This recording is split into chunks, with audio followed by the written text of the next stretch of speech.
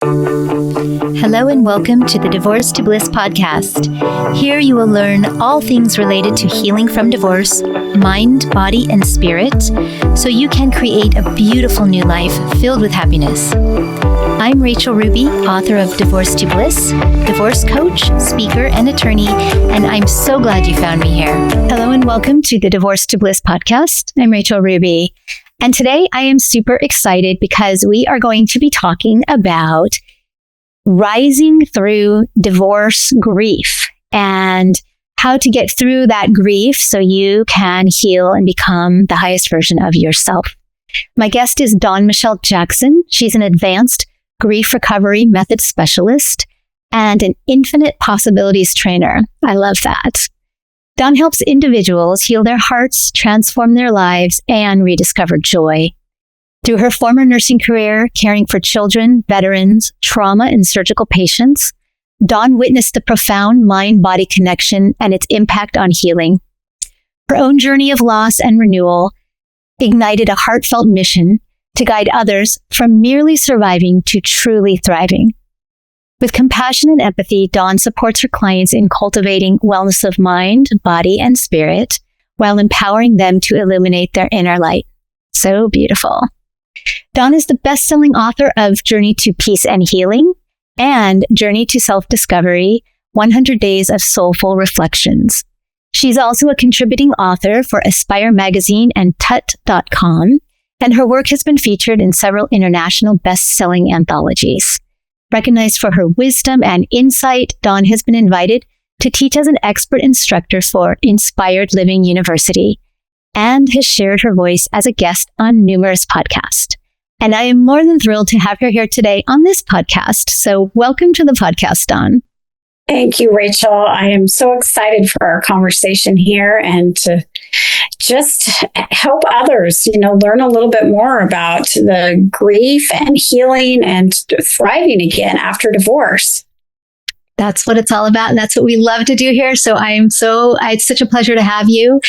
And I want to read a quote that I read of yours. I think it was on your LinkedIn profile. And it says, "What hurts your heart impacts every aspect of your life." Mm-hmm. And I think if we have something that sums up what we're going to be talking about today, that's it. Because as you are aware and agree based on that quote, we can't heal unless we go through that hurt, right? That's true. Yeah. 100%. And, I don't think most of us realize that when our hearts are hurting, it does affect everything. It affects how we parent. It affects how we show up in our work. It affects how we show up for our families. Everything is impacted. And so that's why it's so important to focus on our healing when we're hurting. Yeah, I agree. 100%.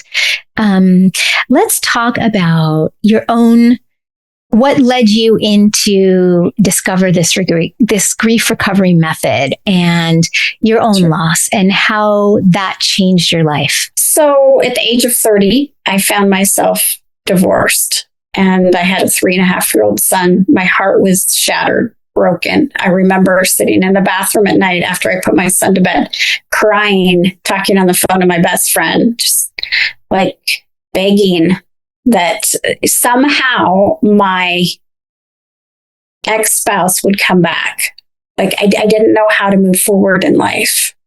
And I didn't know why I was experiencing pain to the degree I was. I mean, I had a really good life, but all my hopes, dreams, and expectations went out the door when he left. And so for a long time, I saw myself as a victim. And it was about, my husband left me and, my life is over. I didn't know how to navigate it. And I finally got tired of living that way. I didn't want to feel the pain anymore. And so I started searching for things that could help me. I did personal growth seminars. I read lots of books on personal growth and transformation. And then I found myself in a classroom to become certified as a grief recovery method specialist, not realizing that what I'd been experiencing was grief, because I'd grown up and for some reason believed that grief was related only to death. But the first hour of this class, I realized, oh my goodness, like I have a lot of grief. And going back in time, I grew up with a father that was an alcoholic and then a stepfather that was an alcoholic. Then I stepped into a relationship in my teens that was abusive. And then I immediately found someone else when that relationship ended and got married. And so I came into that marriage with, for lack of a better term, baggage, because everybody understands that. That emotional pain that was weighing on my heart and I didn't realize it. And so when my marriage ended and I started taking those steps to heal my own heart, it became crystal clear that I wasn't just healing from the divorce. I was healing from everything else that had caused pain in my life up to that point. And so when I got to the other side of this and continued doing my healing work, I realized that this was something that everybody in the world needs, because no one comes into this life and goes through it without painful experiences. We all have them. It's part of growing. It's part of living. And so it was my decision after 28 years of nursing that I wanted to help people thrive again instead of just survive in that emotional pain that was keeping them stuck from the joy that they deserved. Yeah, that's beautiful. And a couple of things I heard you talk about in that. One was that you didn't realize that the divorce and what you were going through and experiencing and feeling was grief, and that you only thought growing up that grief was something that was reserved for loss, for death, right? But the thing that I've come to realize in the years since I was divorced, and that I've been doing this and helping others as well, is that when you go through divorce, it is like a death. It is the death of this union, which you become so wrapped up in and you identify with as not just kind of as this individual, but as this couple, as parents, as I can't even, as a one, really. You become, you are, let's have the Smiths over for dinner. The Smith, you're part of something. And so when that breaks apart, it is such a shock to the system, to the body, to the mind, to the spirit, even if it's something I think that was necessary or that you wanted, or if it wasn't. Either way, right. I think it is a shock to the system, and it's like a death. So, yeah, I agree. I mean, we lose so much. It's not just losing that partner. It's concerns about financial stability. It's concerns about, am I going to be able to stay where I'm living? Do I need to find a new home? Do I need to move out of the town I live in? And, if I haven't been working, do I need to go back and get a job? It's, where are our friends? We get together every Friday night with, the Smiths, the Millers, whoever it is. I've lost my community. And so you're right. It's about so much more than just that one individual, our spouse. It's about all these other things. It's identity. It's almost like an identity crisis. And I think so many people, they can't articulate that. They feel all these crazy feelings and scary feelings and sadness and whatever, anger, hurt, grief, but they can't really articulate the fact that they are mourning the loss of an identity. Right?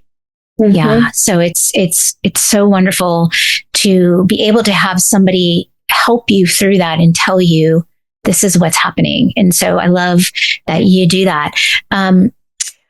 What is there a type of grief that you would say is specific to divorce, and or maybe there's not? I mean, I would love your opinion on this.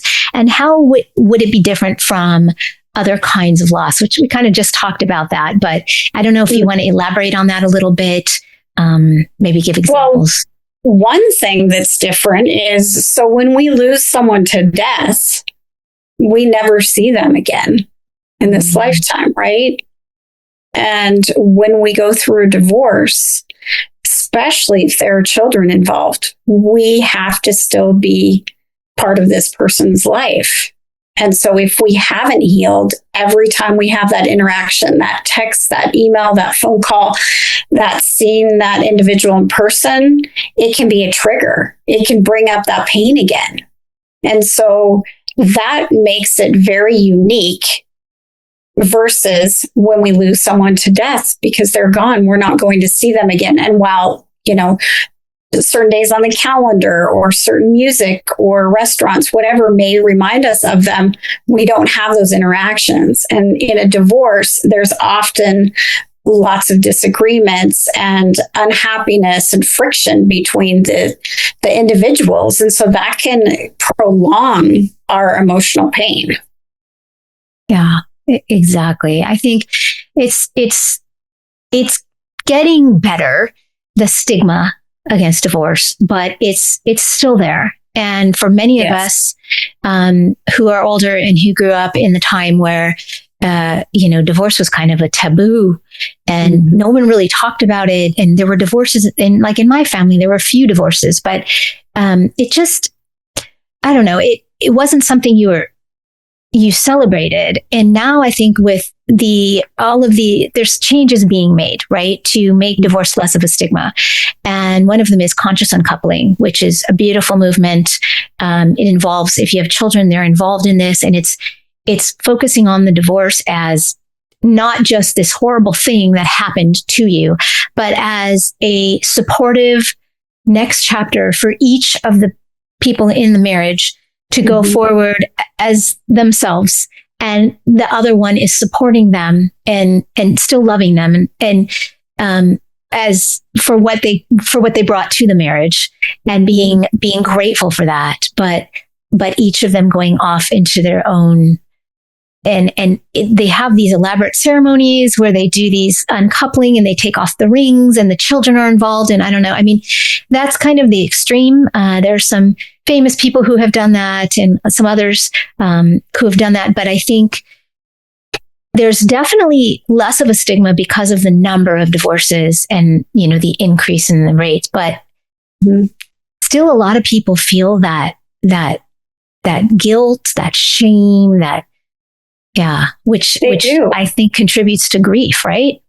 Oh, 100%. And I mean, from my own personal experience, I felt like a failure because it was like, well, what did I do wrong?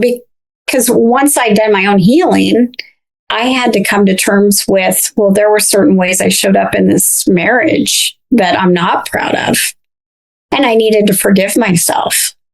But for many years, I did feel like a failure. And, depending on how we grow up, if you grow up, in the church, then, it's really frowned upon to get a divorce. And so you may have family members around you that aren't supportive. They want you to stay together regardless of what's going on in the marriage, whether it's healthy for you and your children or not. And so it can bring up all kinds of feelings of, failure, not being worthy, not being good enough, being abandoned. All those kind of things come up when we're going through a divorce. Right. I speak to so many people that say that. And I actually was interviewing some podcast guests recently, and one of them said, wow, I've never even talked about my own personal divorce because I felt like such a failure. And I said, that's very common. But I think the more that we all talk about it, the more, obviously we do the healing work. And like you said, forgiving the self is huge. And most people think they have to forgive the former spouse, but you have to forgive you as well, because you can't heal without that. So I think, I think it's really sad that we perceive ourselves to be failures, because I always say your marriage failed. You didn't fail. Right. And we all do the best we can in any given moment. And sometimes we're going to show up as the best version of ourselves, and other times we're not going to be able to. And like we talked about the first few minutes of our conversation, is that any of those things that we haven't healed from the past contribute to how we're showing up today. Yes. So it's all connected. It is. Yeah.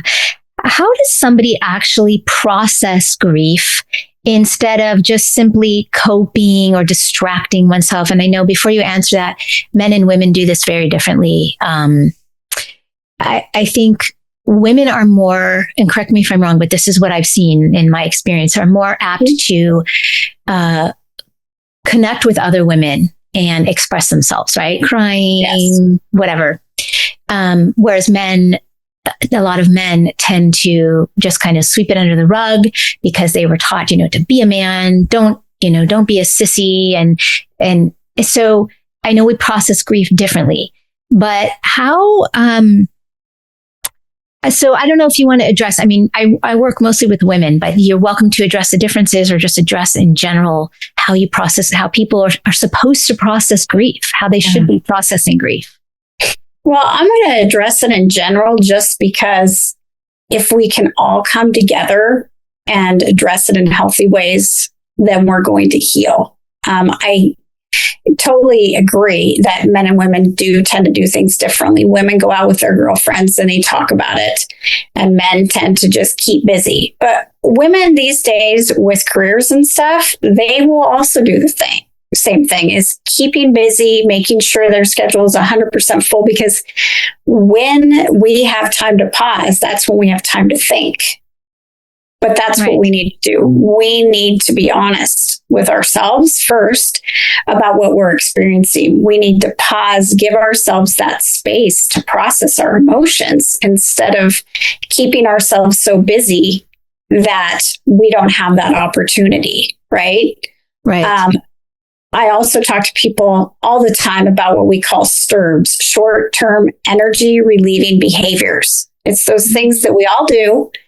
They're not anything to be ashamed of, but it's how we numb ourselves because we don't want to feel our pain. So it's alcohol, it's drugs, it's, TV, it's social media, it's shopping, it's overeating. Yeah. Now, all of these in moderation, most of them are okay, right? But it's when we use them to numb ourselves that it becomes a problem. And so when we give ourselves that space to pause and really look at what we're feeling and allow those emotions to be expressed, then we stop participating in those unhealthy coping mechanisms that keep us numb. Right. I love that you're bringing attention to that because it's so easy to slip into those things. It's so easy to just say, I don't feel like blank today. I don't feel like working on this or that today. I'm just going to, binge watch Netflix and eat this ice cream. So it's so much easier to do that. So I think when you actually when you come to that time or that point where you are sitting there, let's say you're about to sit on the couch and you say, no, I'm going to go outside and take a walk and watch sunset.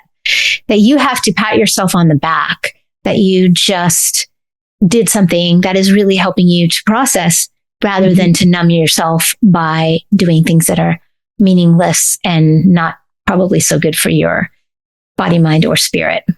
Exactly. And I think oftentimes we get afraid of feeling our emotions. I've heard people say, I think my emotions are just going to kill me. Like, I'm not sure I can survive my emotions. But the truth is we can. When we can sit in them and when we can be honest with ourselves and then we can share them with someone that we trust, we start to move through them. It's when we keep them inside, shoved in a corner, hoping that they won't sneak out, that we suffer more.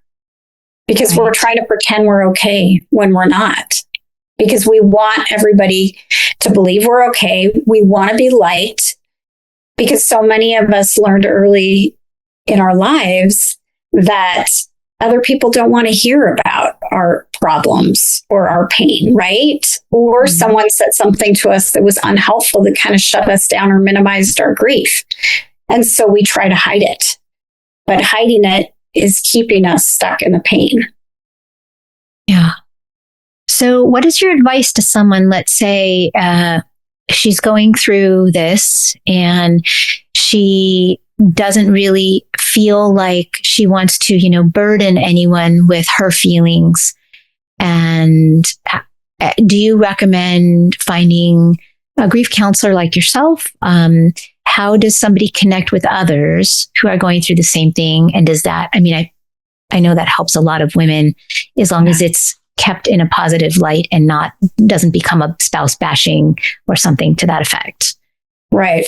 I 100% recommend, thinking about, do you have someone in your life? Is there someone, and I call them in your tribe, your trusted tribe of people that can listen without needing to try and fix? Because that's the thing, is most of us don't love to see others hurting, especially somebody that is very close to us. So we want to fix it. And so we offer advice, or we're really uncomfortable and we say something like, oh, I know how you feel because I've been through a divorce too. But the fact of the matter is that we never know how someone else feels, right? Mm-hmm. Because you are a unique individual and your relationship is unique to you and your spouse. So while I may have gone through a divorce and you may have gone through a divorce, I still don't know how you felt and you don't know how I felt. So do we have somebody in our life that can just sit and listen and hold space? And if we do, I encourage you to reach out to that person and say, I just need someone to sit with me. I just need to be heard. That's all I need. Because you're right. Oftentimes sessions, especially with women, we get together and it's spouse bashing. I did it, right? So I'm going to admit that. And it doesn't help us because it fuels our emotions instead of just allows us to release them. So it's so important. And if we don't have that person, and even if we do, I think it is important to reach out to someone that can help us navigate this grief so that we can create a different life moving forward instead of staying stuck. I know people who've been divorced for 30 years and they're still very unhappy because they've never processed that grief. They're still angry at their ex-spouse. And regardless of what happened, I want people to be able to move forward and to let go of that pain so that they can find the joy that they deserve. I want to say something about the people around you, because I talk about this in my book. I've talked about this in other podcasts, and we may have many people who love us. Okay. Let's say you have your mom, your Aunt Sally, and your best friend, and they all love you. But like you said, they weren't in your marriage. They don't know what you're feeling. And although you can articulate to them, they still can't feel that because they're not you. No. And so a lot of those people within your life their first instinct is to give you advice, even if they are not really in a position to do that, because they love you and they care about you and they see that you're hurting. And so you really have to vet who your tribe is. Mm-hmm. And you have to learn, if you want to keep those people within your tribe, within your confidence, people that you're going to talk to and share with, you might have to set some boundaries. I did a whole podcast on this, on boundary setting, but it's really, really important. And I'm sure you agree that when you are grieving, we tend to sometimes let others, tell us what to do. And it's when we're in that, particularly in the beginning, when we're in that, we're just full of so much pain that we just don't have the answers. So I think it's so important, if you don't know how to set the boundaries, or you're not ready, that you get somebody, a professional like yourself or a divorce healing coach or somebody, to help you learn those mechanisms, because it will make things so much easier for you and give you a path and a direction. I agree, because we need to think about the people that are closest to us in our life. They're invested in us. Mm. And so, like we talked about, they want to fix it, but they don't know how to fix it, right? And the question is, how much are they also carrying from their past that's been unhealed? So it's really important to have people that can look at this from an outside perspective, hold that space, and help us navigate through it without having an investment in some way. That's a great point. Yes, I agree with that. Mm-hmm. Okay. Let's see. I wanted to ask you, if you were helping somebody who felt a lot of anger or resentment, guilt, what are some really great positive ways to release that? Well, I help people with all those emotions when I work with them through the grief recovery method, because we have tools to help us release, let go of those emotions. We're holding those because we had some hope, dream, or expectation for our relationship. It didn't happen. Whether it's something that was from the past that we wish we would have said or done differently, or our spouse would have, or thinking about the future. Like, oh, we're no longer going to take that trip to Hawaii every year. We're not going to have barbecues with our friends anymore. Our kids aren't going to have a Christmas with both mom and dad together ever again.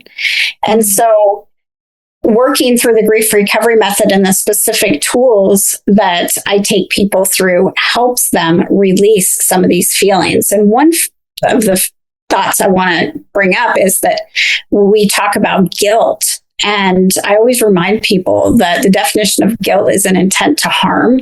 So oftentimes we feel guilty, like, I was the one that decided I wanted to leave my marriage. I feel guilty.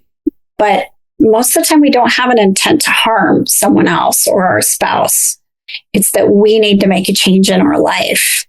We might regret hurting them, but using the word guilt, it's so impactful, right? I mean, we use it in a court of law and, we say you are guilty, but in like a divorce, we don't usually have an intent to harm our spouse. It's just a little reframe. Mm-hmm, mm-hmm. Yeah, that's really interesting to point that out. So, is there something you can think of? And I know you work with all these different things, and everybody's different, and everybody needs different types of healing work and different tools.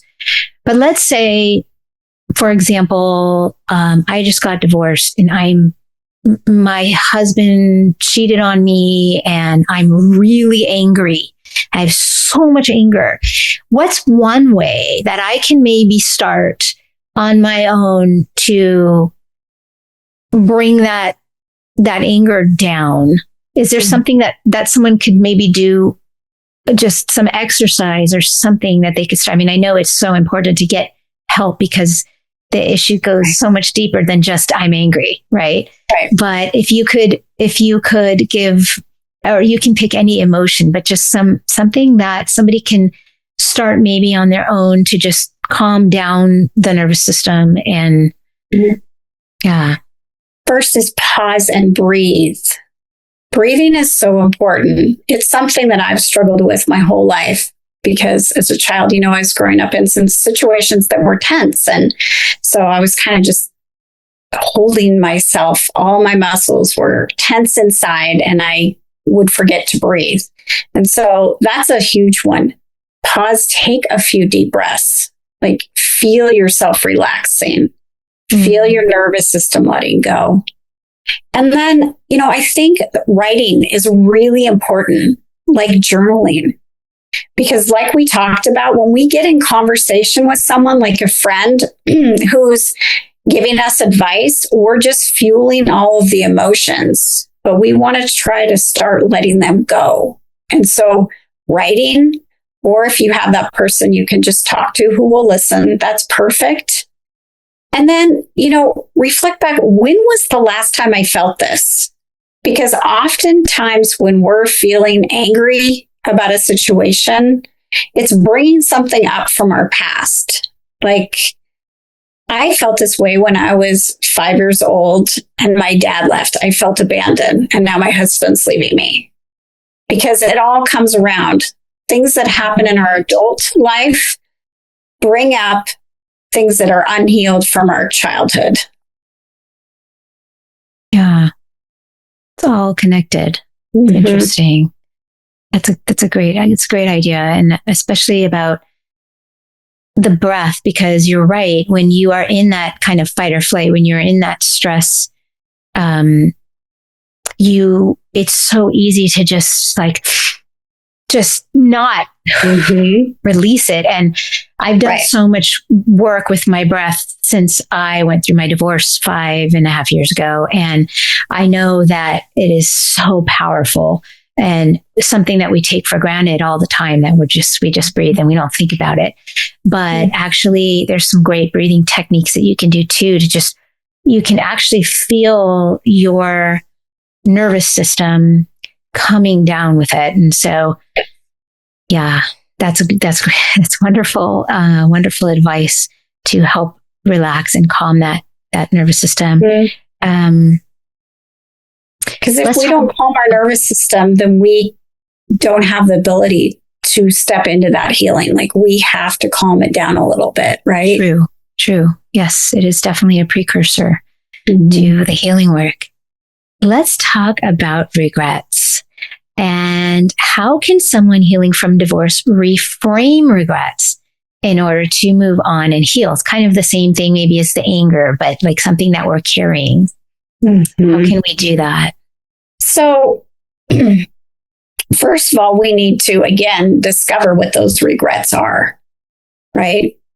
And we need to offer forgiveness to ourselves, to our spouse, and look at things from the perspective of, that was then that this happened. I have a regret, but moving forward, I can choose. Like, if I have a regret about something I said or did, I can choose to show up differently in my life with the people I love. I can choose to do healing. I can choose to apologize. That was one big thing for me. The last step in my healing with my divorce was I chose to go back to my husband because I wanted to, and just apologize. I'm not proud of the way that I showed up at certain times. I wish that I would have done things differently, and I am sorry. I just want you to know this. It was hugely impactful in my life. I was met with love and compassion. He was very generous. But it was really big because I did have so many regrets. And it was that final step that allowed me to let go of all that pain that I'd been holding on to, that I had failed in this marriage. So it turned out to be such a gift for my life. So I highly encourage people, when we're looking at regrets, when you've done your healing work, if it feels right for you, I'm not telling everybody to do it, but if it feels right for you, just apologizing for what you feel like you wish you would have done differently in that marriage. Yes. And I want to unpack a few things you said. First of all, congratulations to you for doing that, because that, first of all, takes a lot of courage. And that's a big, big step in healing. And not everyone might be able to do that or want to do that. And so, because it's not just about your former spouse, it's about you. Like you said, it's about releasing this weight of the regret and the, wow, this was, I contributed to this too. It's not, no marriage falls apart because of the actions of one person, and with the exception of abuse, but we're not going to talk about that. But most marriages, the majority of marriages, there is something, even if someone cheats, there's something that was not, there was a connection that was lost. There was something that wasn't working within the relationship that caused someone to feel like they needed to go astray. And not that it's the other spouse's fault, but it's a group effort, right? Because you're a unit, you're a couple. So the fact that you did that for yourself is amazing. Now, if people can't do that, they can definitely write a letter that they never have to send to that former spouse and pour it all out. And they can put the letter in their journal. They can throw the letter away. They can burn it, whatever. But sometimes I've found in my life, I'm a big writer, and I love that you brought up journaling because I am an avid journalist, and I tell everyone, you cannot heal without a journal. Like the first day of your healing journey, go out and buy one. You can buy one for $5 at Target, or, just go get a journal. And people say, well, I can't express my feelings. And I say, there's no rules. It's yours. You can open it up and draw a picture. You can say, today sucked. I feel terrible. You can, no matter what it is, but you also want to record the little tiny victories in there. Like even if, today I saw my spouse at a kid's recital, and I was able to just smile and say hello. And I couldn't have done that last month. And so when you go back and you read these things, or you see the drawings, you may be in the middle of a healing journey like I was, and not knowing have I accomplished? I feel like I've accomplished something, but have I done much? And you go back and you look at what you put in there, and it's like, wow, it's amazing.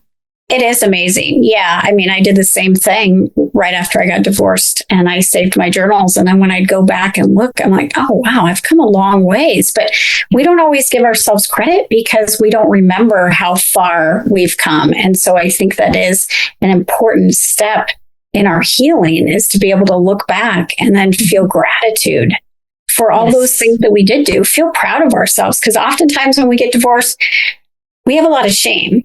We don't feel proud. We feel like a failure, and it's really hard to keep moving forward. We're in that space where our self-worth is pretty low. Right. And also with the journaling, like you said, sometimes, you might, how if you suffer, I mean, this is the perfect example for those of us who are mothers, giving birth to a child can be so, it can be really hard. It can be really painful. Mm-hmm. But I remember with both my children, right after I don't know which one it was, him or her, I was on the phone, and my spouse came in, and I was talking to my cousin, who's like a sister, and she was saying how to go. I said, oh, it wasn't that bad. And he just looked at me and went, what? And it's like, so sometimes you forget. That was just a great comparison because moms can relate. But sometimes you forget how difficult something was. And so the other beauty of having a journal is when you are at a point in your life where you have joy, you have found joy, you've moved on, and we're always healing. You're never healed for good. Correct. There's always something. But when you've gotten to that point where you're like, wow, I feel like a me now. I know who me is. I know what I want. I know what I need in this new life. And you feel like you really evolved into a new version, higher version of yourself, not a new version, but a higher version. At that point, if you look back at these writings, what an epiphany, because sometimes you see, like you said, we're not always apt to credit ourselves. But when you look back and you read, oh my gosh, I was so low at that point last year in May. And wow, look where I am now. It just brings this wave of appreciation and gratitude. Oh, 100%. Yeah. I mean, it really helps us move forward in life to be able to see that, because, like we've moved forward, but we may not realize that. And now we feel stuck again with some other situation that's happened in our life. And so our minds tend to go back to, oh, here I am back to where I was 10 years ago. But in reality, you're not. You're a different person. We evolve all the time. Right. And sometimes we just need that little reminder, that little nudge that, hey, we did that. We got through that. Now we're facing something new. We got through that. We can get through this. So it's a win-win, really. Journaling is such a great thing. Yeah. Okay. I think we already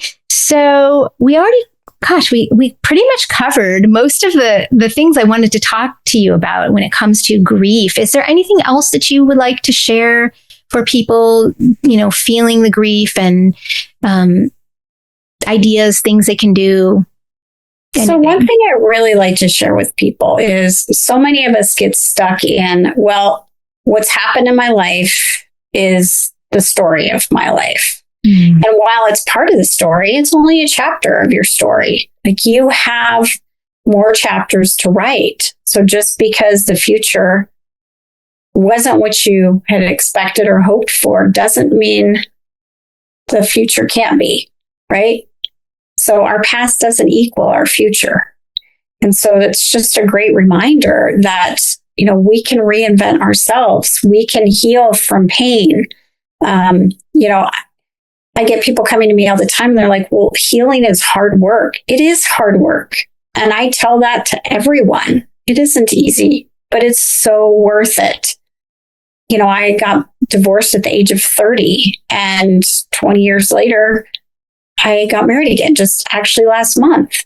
And so, it was all that healing work that I did that enabled me to have a healthy relationship, where in the past I'd never had one because I didn't grow up with healthy relationships. I didn't enter into them, and I didn't know how to navigate the difficulties in relationships and in life until I had specific tools to heal stuff that had happened in my past. And for many years, I thought, well, this is just how it is. Life sucks. A lot of us think that, well, I have it pretty good. People have it worse than me. But I was lacking the joy that I really wanted in my life. And I didn't know why until I started looking at all those things that were weighing down my heart. And when I was able to release them, I felt free for the first time in my life.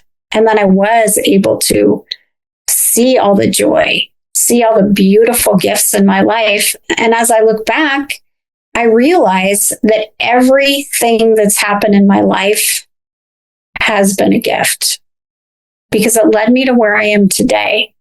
So all those really painful things